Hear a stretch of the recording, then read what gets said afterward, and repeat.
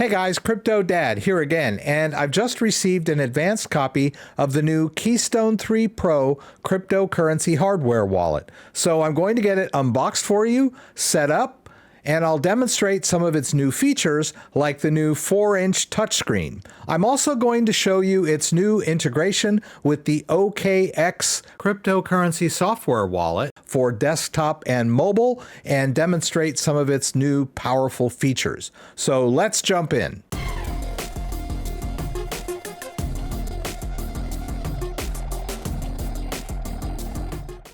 All right, so here's our wallet. Let's go ahead and open it up. All right, so they've got some instructions here to get us going. We can go to this website to get started. Nice box here. I like this little slogan here, you sign what you see. One of the main features of this new one is the larger screen size so that you can scrutinize all of your transactions and avoid signing malicious contracts. Go ahead and open this up. All right, a little guide. Here's the wallet itself. Oh, they sent me a special edition with my YouTube handle. That's pretty cool. Wasn't expecting that. All right, and then we can remove this film here. And they're including a USB cable now. There were a lot of user requests about adding a USB cable for functionality with desktop and to make the firmware updates easier. So they've listened to the community, and now they've integrated a USB cable onto their device. You can still use the device as air-gapped, of course, but there are certain situations where you might want to use the USB cable, for example, with the desktop version of MetaMask, if you're on a DEX or something like that. So they've just added to the functionality of the device and still retained its original security features as well. We've got the instructions here, multi-language. And in this package here, this little sticker will allow you to use this as a drawer. So you can connect this under a shelf and just use this as a drawer, which is kind of neat. And they've given us ample backup phrase cards. The device supports up to 3 backup phrases. So this makes the card very versatile and powerful. You can also create decoy backup phrases in case you're a victim of the $5 wrench attack, which means that someone is physically present and threatening you to reveal your wallet or your seed phrase. You'll have some decoy phrases where you can put a reasonable amount of crypto where a would-be attacker won't realize how much crypto you actually have. So we've got those. I am going to go ahead and charge up the device. For the meantime, I'll use a charging brick. I won't connect it to anything while I'm setting it up, except an electrical outlet. All right, we don't need to connect, actually. All right, we'll start off by tapping this arrow here to advance, where we choose our language. It looks like, since this is a custom model, they've defaulted mine to English, the CryptoDad copy. I'll advance to the next screen. All right, we're going to verify our device. So this step here is the device verification step. We want to make sure that our device is genuine and that it has not been tampered with. This is a cryptographic verification sequence that we're going to go through. So we'll click here and open up the verification page. All right, we'll go ahead and advance here. And they're going to give us a dynamic QR code, which I'm going to scan with the device. I'm going to advance to the next screen, and it's going to open up the camera of the device. I'm just going to hold the device up to the QR code over here. And that generates a code on my device, and we're going to input that code into the website. All right, so we'll go to the next page, and there's where we'll enter the code that we see on our device. All right, and we'll choose verify, and we're done. We've done that cryptographic verification so that we know that our device is genuine and has not been tampered with. Now that we've finished that verification step, we'll go to the firmware update step. We want to make sure we're running the latest firmware on the device so that we have all the latest features. Let's go over here to this page, and we want the 3 and 3 Pro firmware update. which is right here. As I mentioned, I'm going to do the SD card update. I'll just click here. And it's going to just download that onto my computer. I'll drop that in my downloads folder. So basically we want to copy this onto our SD card. So I have a micro SD card here, and then I also have a micro SD card reader with a USB connector on there. I'm going to put this into my computer. Well, we'll just put this in up there on the computer. Now I've used this micro SD card before. I'm going to go ahead and format this card, and we want to make sure that we format the card FAT32. Sometimes the default in Windows might be NTFS. We want to make sure we choose FAT32. All right, we'll hit start. And there we go. All right, so now we have our blank SD card. Let's copy this over, and we're ready to go. Now that we've copied that firmware update to our micro SD card, we can just take it out of the computer, take it out of the reader, and we'll go ahead and continue. All right, we're going to do this via the micro SD card. There's a little hatch here, and the card will only go in one orientation, so don't force it in if you're feeling any resistance. You'll hear a little click once it's in all the way. All right, so we'll choose micro SD card. Make sure we got over 20% battery. We're good. We've got 80. We got our firmware. We've got the card in the device. We'll hit update. All right, you'll see a progress bar here. All right, and after that, the machine's going to, well, it takes us back to the screen, so we'll just go ahead and skip past that. We're going to create a new wallet. We'll set up a PIN code. It's going to ask us to re-enter it. Just call this one Keystone Pro 3. We'll hit next. All right, I won't do the Shamir backup today. It's a little complicated, but it basically will create a seed phrase in multiple parts that you can split up and hide in different places.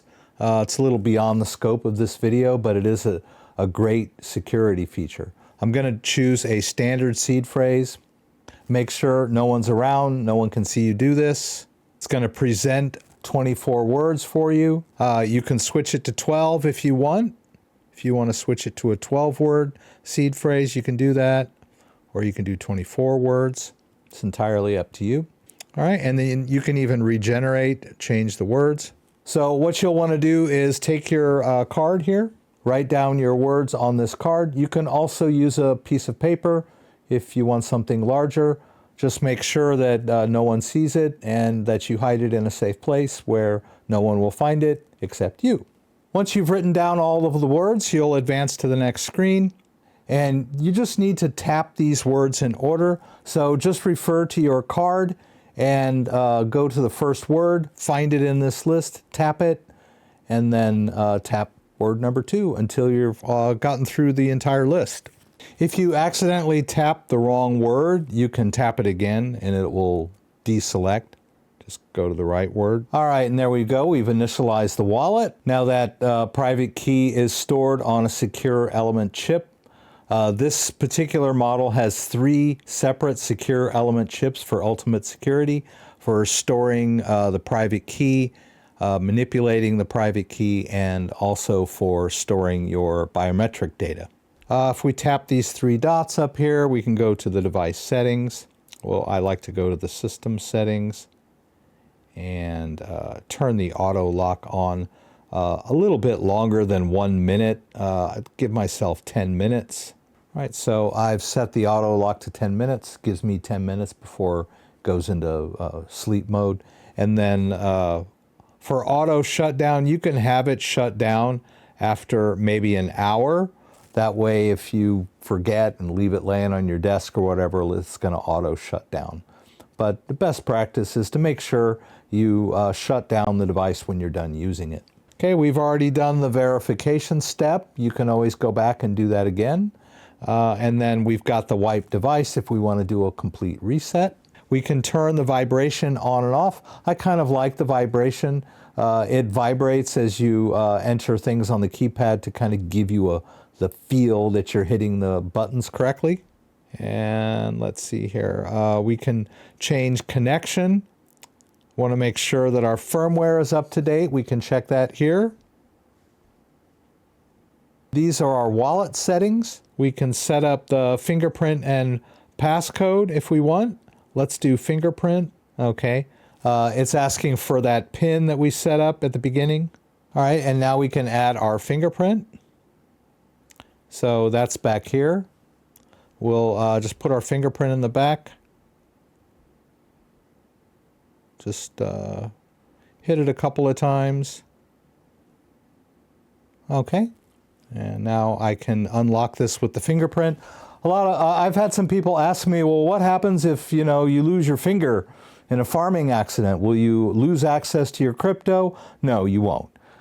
It can always default back to the PIN entry to access the device. But having the fingerprint access really improves the security and also the convenience of the device. All right, you can add additional fingerprints if you want to. I'll just stick with one. And if we enable this, it will allow me to sign transactions using my fingerprint. All right, and that will enable me to not only unlock the device, but also sign transactions with my fingerprint. Our passcode can be reset here as well if you want to reset that passcode or that PIN entry that we set up at the very beginning. We can change that if we want to. And we can also add a passphrase, which is an additional layer of security.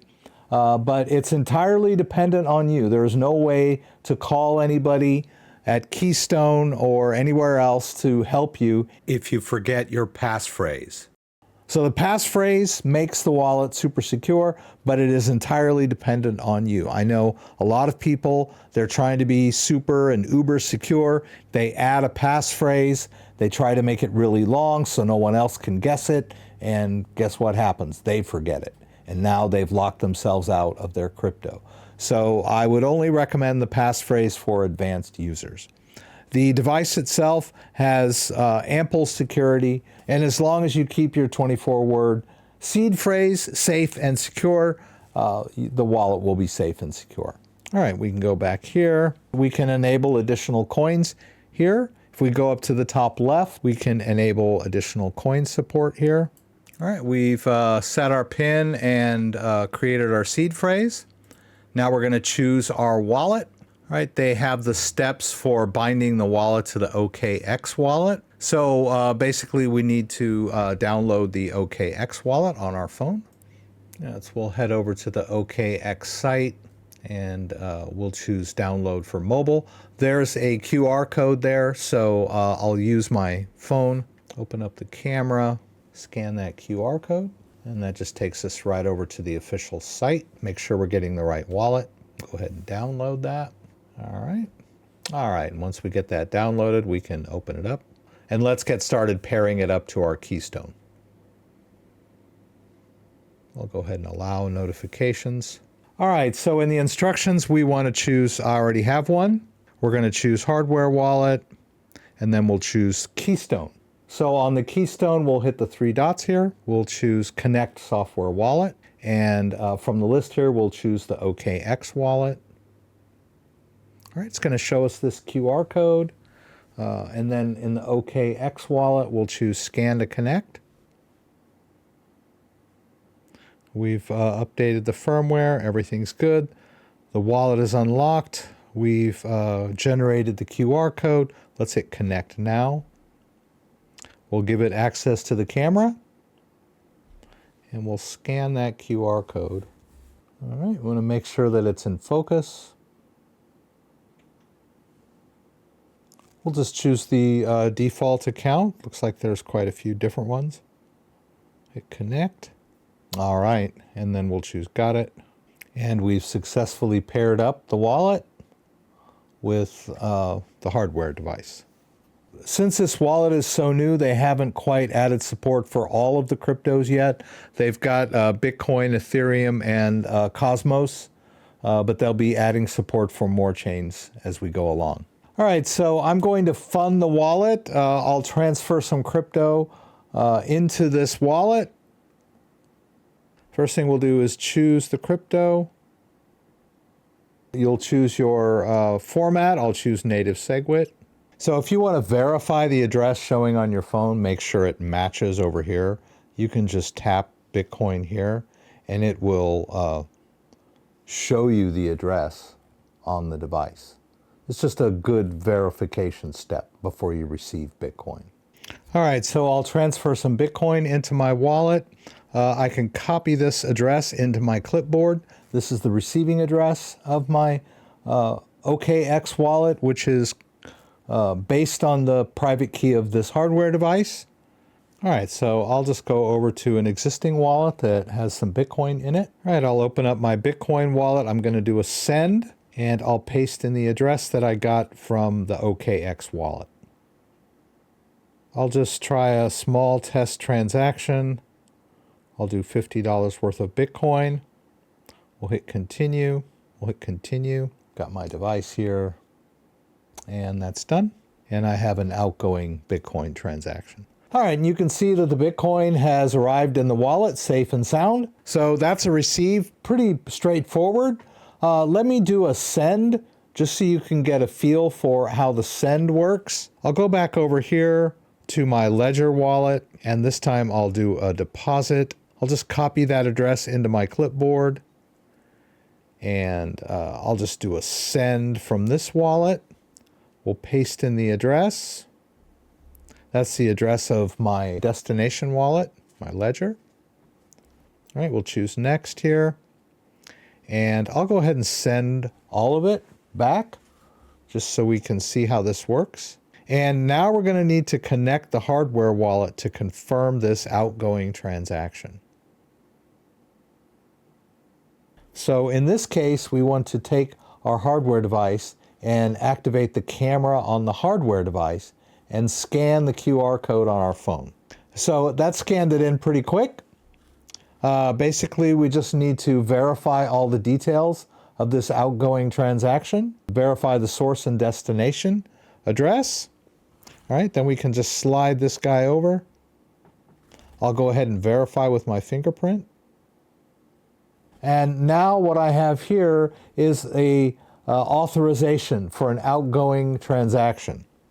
So the hardware device has signed the transaction and has now generated the authorization code. I will click next here, and then I will just confirm that signature.